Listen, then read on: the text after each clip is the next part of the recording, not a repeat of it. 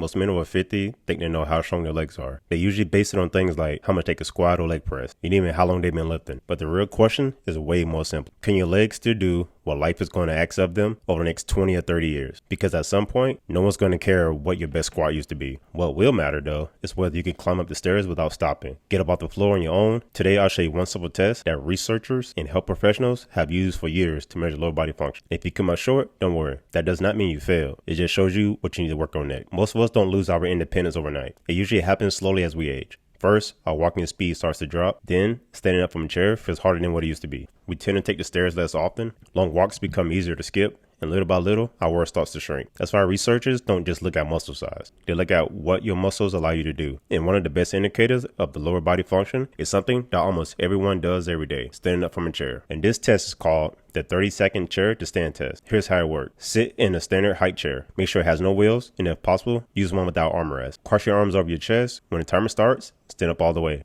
Then sit back down with control. Keep going for 30 seconds. Each full stand counts as one rep. Do not use your hands. Do not bounce. Don't count half rep. Keep every rep under control. It sounds simple, but simple doesn't always mean easy. So what does your score mean? So for men in their 50s, research shows that about 14 to 19 reps is in a normal range for healthier adults. In general, a higher score means better lower body strength and function. If you're above that range, great. Keep building on it. If you're at that range, you're doing good, but there's still room for improvement. If you're below that range, don't take it as bad news. Take it as your starting point. After all, you can't improve what you don't measure. So why most men fail this test? Most people struggle with this test for one of four reasons. First, not enough leg strength. Your legs are not producing enough force. But the fix here is simple. Build strength with moves like goblet squats, split squats, and step ups. Second, you don't have enough endurance. You can stand up once or twice just fine. But as the reps add up, you start to slow down. That means you need more reps, longer sets, and more walking or cycling to build a stamina. Third, your balance gets in the way. Sometimes balance, not strength, is the limiting factor. If you wobble every time you stand up, your nervous system needs work too. Think single leg balance drills and controlled step-ups can help out a lot. Fourth reason is you don't use your legs enough throughout the day. A lot of strength fades simply because it doesn't get used. You take the elevators instead of the stairs. You do more driving instead of walking. You're sitting for hours at a time without moving much. Leg strength isn't just only built in the gym.